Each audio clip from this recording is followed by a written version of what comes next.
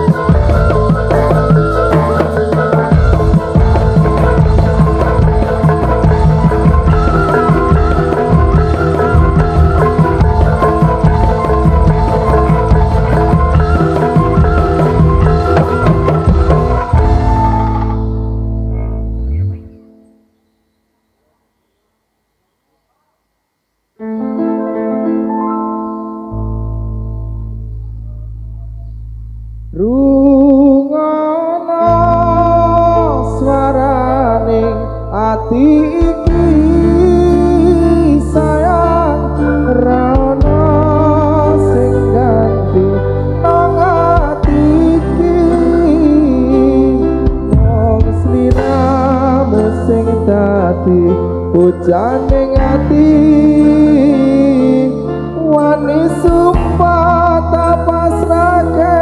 raga iki mung sliramu sing ana atiku mung sliramu sing isi pikirku nanging aku ora bisa duweni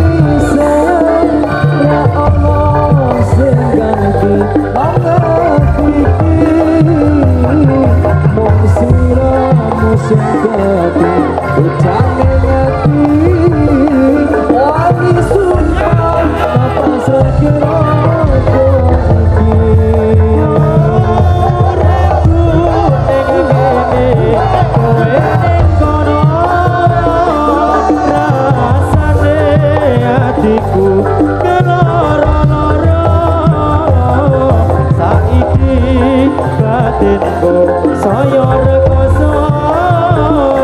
mergo tresno iku sia-sia saiki ku paleke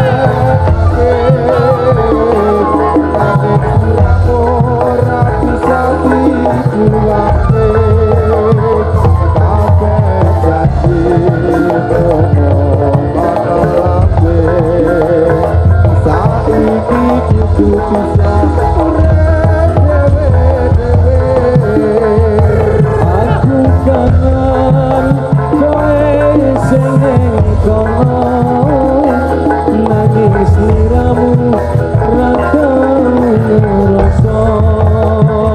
mergo janji sing wis mbok lindani kaya angin sing ngeseke toko iki ngono sarane ati iki sayang ra ono sing ganti nang ati iki mung sliramu sing dadi pujane ati wani sumpah tak pasrahke raga iki uripku mangkere kowe ning kono rasane atiku uripku saiki saya ngrakoso mergo tresno iki mung ditinggal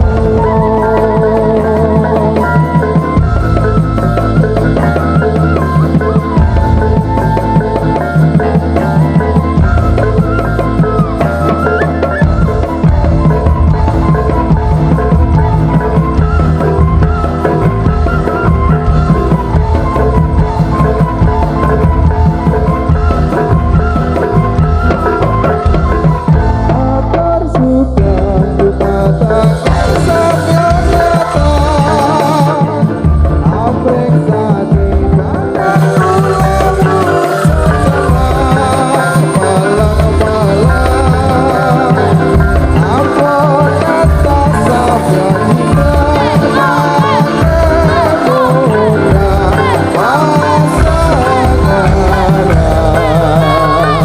atur kula dumateng para pamirsa abet alit kakung bumi sepemudha sedaya yen wonten apa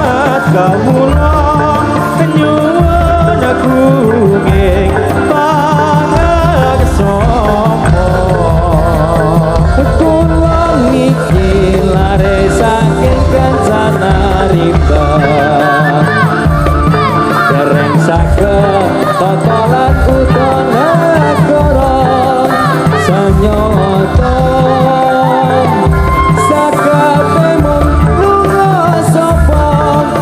lupados bang jiwa ilanipun sedaya kang samya pirsa atur kalih kakung putih sepamuda sedaya sinapi presa kawula kang rupane boten tata sampun cekap kang dados atur kawula mugi samya sekecap lenggahira sedaya sinapi mreksa kawula kang rupane boten tata.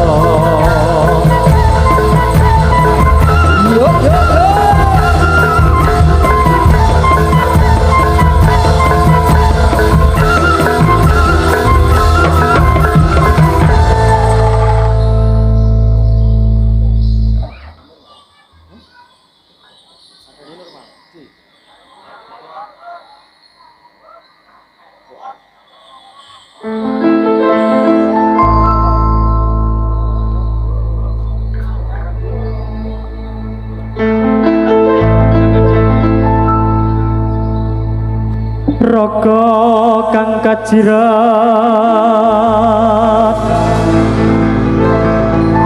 tresno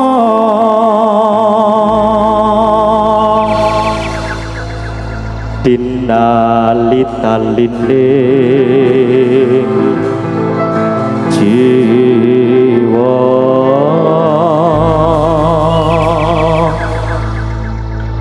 kekandrung para semu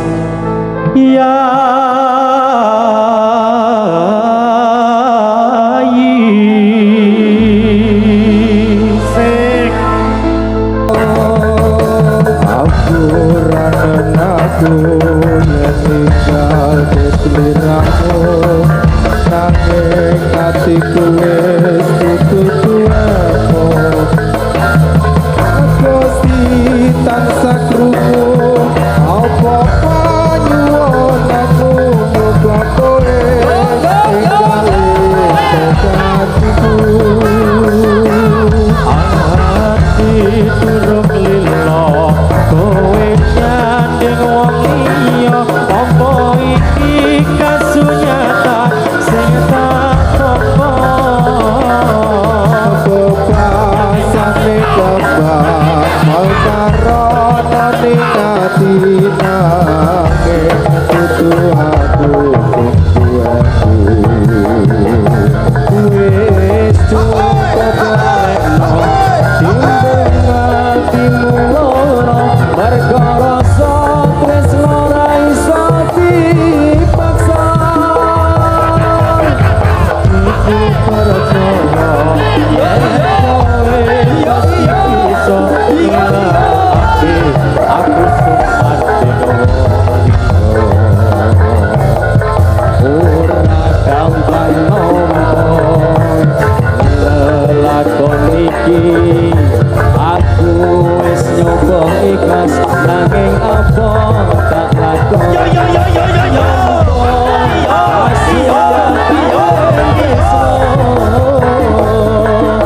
kowe sumanding wong liya yo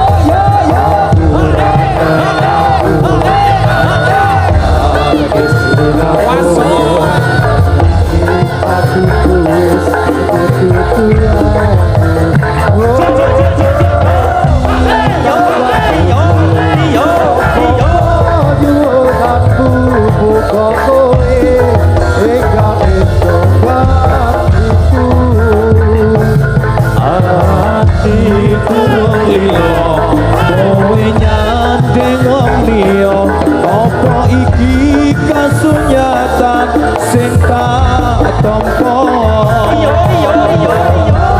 sane kembang karana ning ati nanging kudu aku sing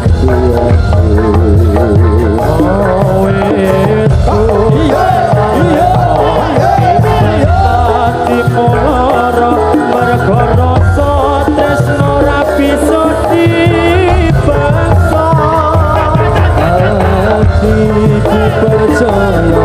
yen kowe mesti bisa ngliwatake aku sumanding wong liya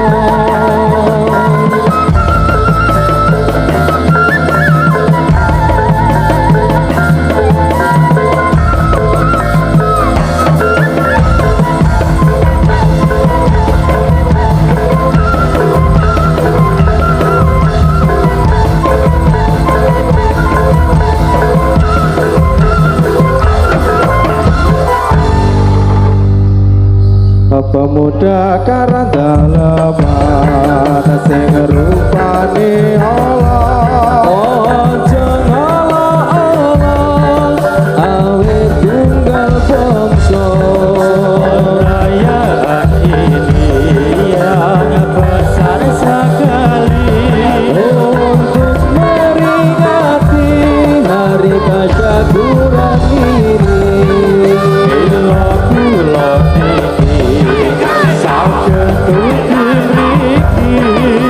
sebab titip bali kalian warga mriki baru arah-arah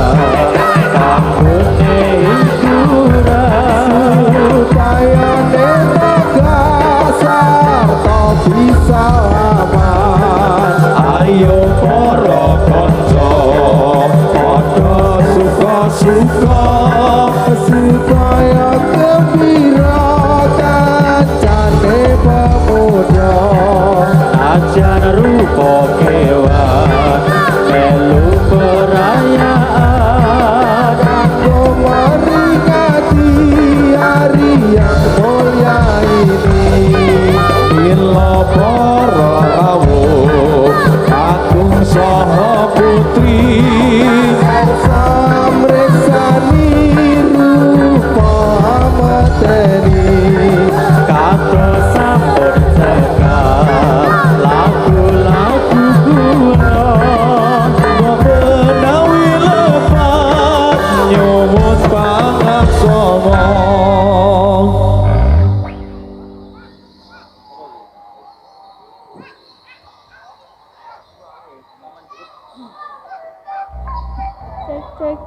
Cek.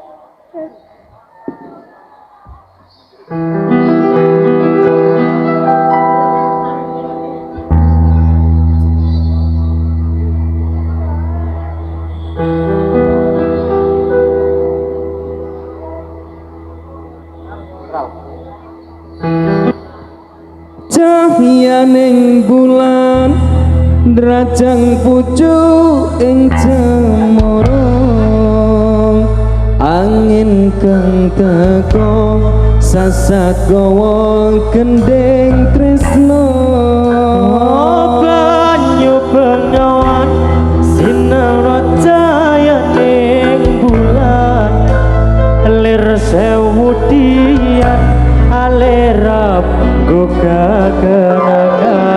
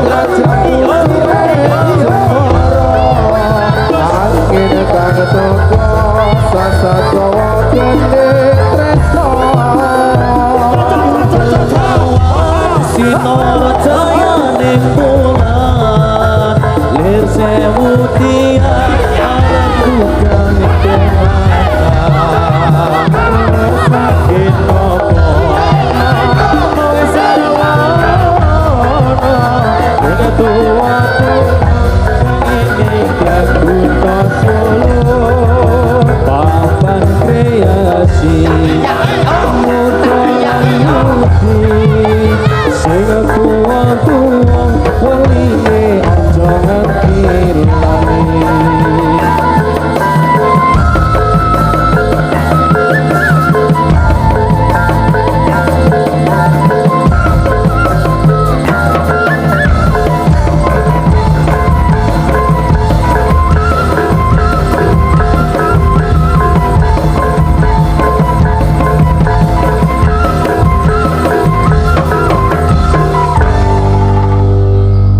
Atur para kanca atur pambagya dumateng para rawuh sedaya matur nuwun sanget ing rawuhnya wonten ing karamaian punika Gusti Allah ingkang Maha Kuwasa kersa paring dosa Atur para putra atur pambagya nyuwun ing para bapak sedaya kandha bahu pikir lan tenaga sarta bantu lawan jiwa raga Gusti Allah ingkang Maha Kuwasa kersa paring dosa para putra atur pambagya nyuwun ing bapak ibu sedaya pada bau pikir lan tenaga sarta bantu lawan jiwa raga Gusti Allah ingkang Maha Kuwasa kersa paring dosa kita sesuwun dumateng pangeran saged ana tepi kewajiban derek dawuhe Gusti Pangeran ingkang kasebat ing dalam Al-Qur'an Nabi Muhammad kang dados utusan kautus dening pangeran.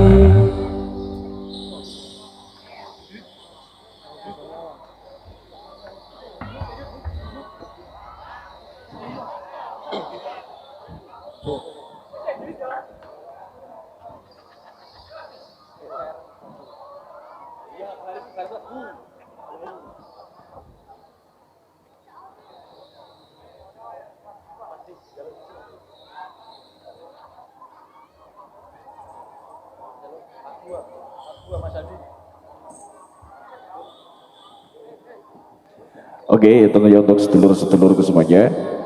tentunya ini masih menemani panjenengan dan juga banyak atensi melalui fan panjenengan. Ini ada permintaan lagu-lagu dayaan, insya Allah nanti satu persatu akan kami antarkan untuk panjenengan. Namun dari kami akan menjalankan konsep dari kami dulu dari Kencana Rimba akan mengantarkan lagu-lagu dan juga bahwasanya kesempatan pada sore ini mohon maaf kita jeda dulu karena mungkin sebentar lagi juga ada kumandang syair-syair dari kami tentunya dan juga ada panggilan alam dari kru Kencana Rimba tentunya sembari juga ini menanti ada dari panjenengan semuanya dan juga masih ada dua kreasi mas ya, ada monolan sama gandrungan, monolan dan juga sama gandrungan dari teman-teman Kencana Rimba tentunya. Juga mengucapkan matur nuwun, matur thank you untuk sedulur-sedulurku semuanya yang mana sudah hadir kesempatan pada sore hari ini untuk gabung bareng bersama dengan kami. Tentunya dari rekan-rekan YouTubers, matur nuwun, rekan-rekan panjenengan semuanya selalu mendokumentasi yaitu acara-acara semoga menambah motivasi panjenengan, menambah sabar dari panjenengan, menambah sedulur panjenengan semuanya. Tentunya dari Kencana Rimba akan hadir kembali di hadapan panjenengan semuanya.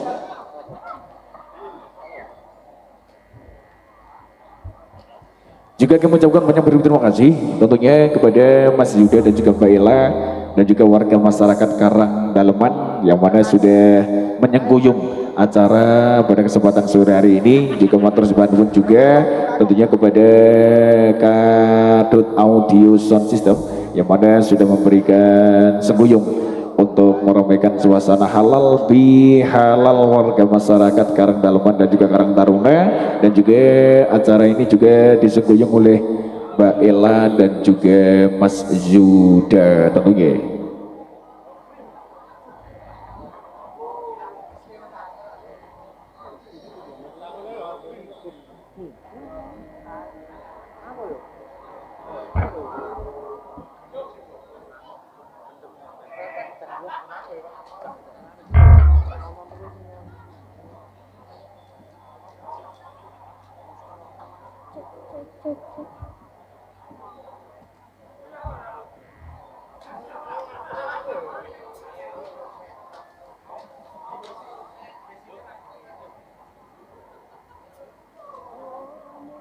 Untuk melanjutkan kembali bersama dengan Kencana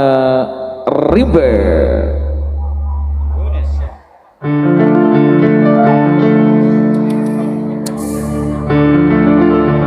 Ora janji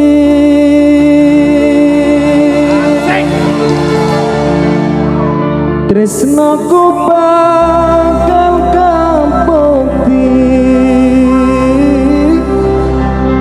amun sira yayi Dewi kusumaning ati Pindha lir Kartika wewayangmu katon endah tak jaga tanpa atas tanpa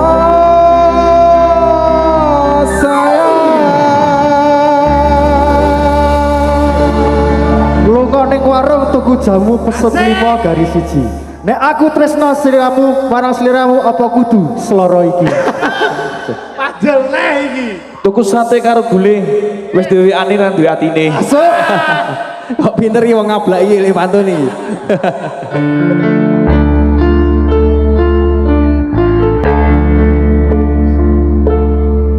sinawang ing netra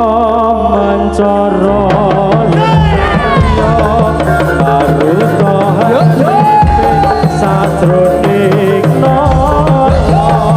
rumah saping rasa karo solir samudra agawa adepe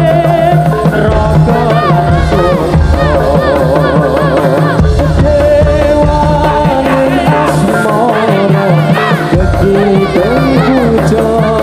tetulunga marang janma kang kataman prontong paringana kaya lir pindha saradula toroknawa anggegem tresna dulaya ora menjanji tresnaku bakal bukti amo sira yayi dewi kusumane ati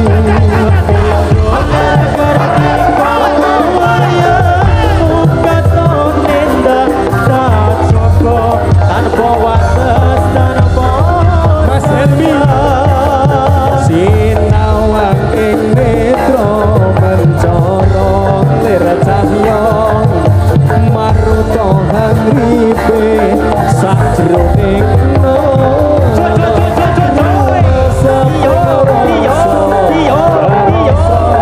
samudra agawe adewe raga lan sukma dewaning asmara gegiten puja tetulunga marang janma kang kataman prata ringana daya lir bise sarkula karo nyawa anggegem nyanyi tanpa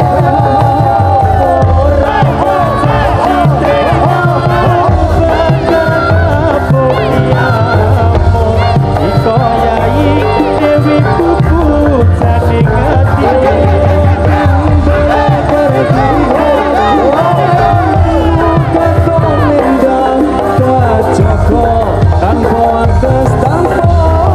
sayang ora menjanji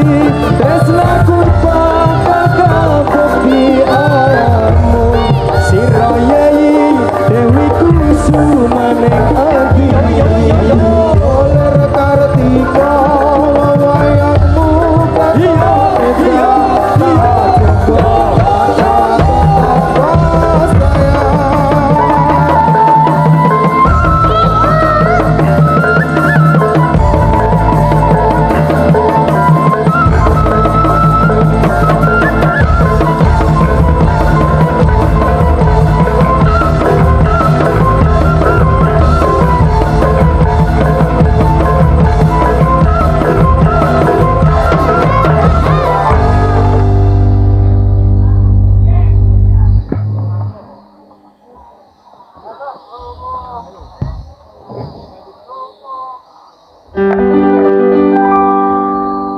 Ayo prakanca padha olahraga supaya badan dewasa sinabi maca erang-erang kaula ingkang miturut agama.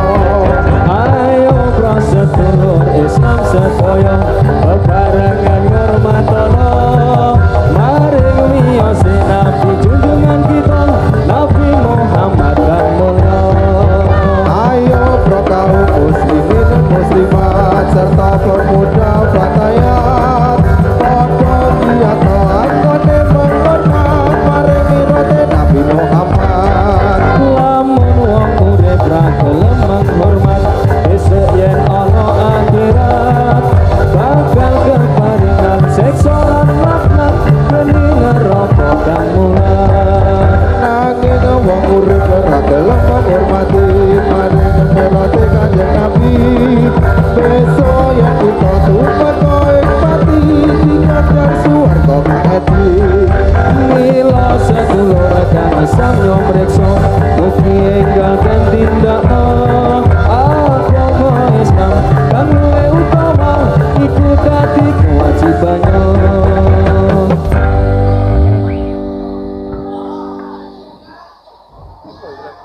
Oi.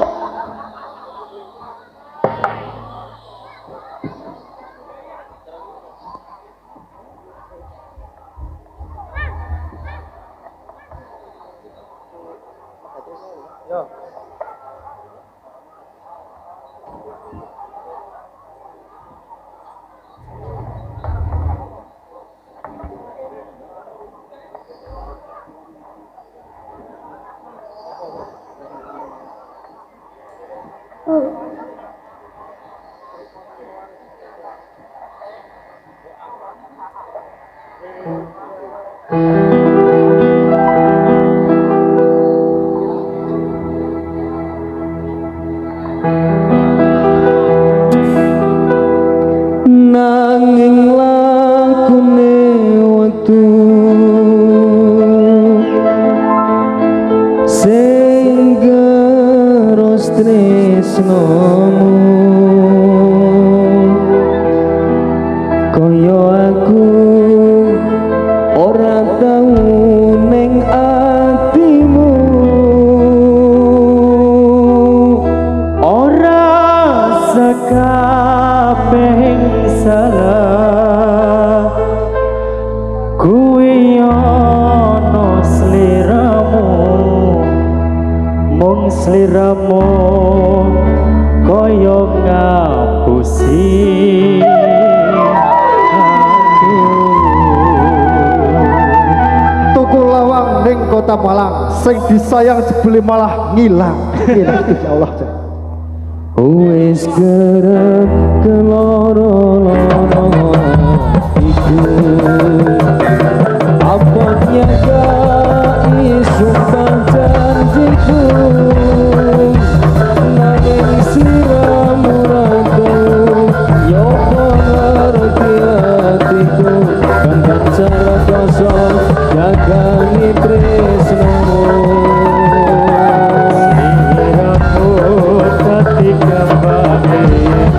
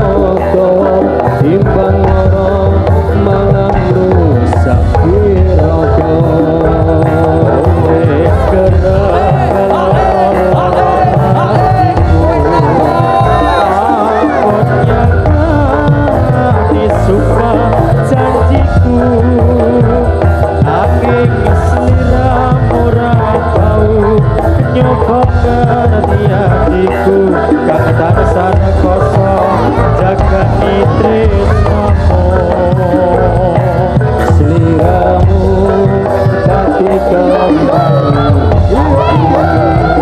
Wis tak terino lawan wengi en ojo kalah emoso kalungke tresno iki sak kuwate koyo anggon bunga bengi. Yo yo karo tresno kaya aku ora tau ingat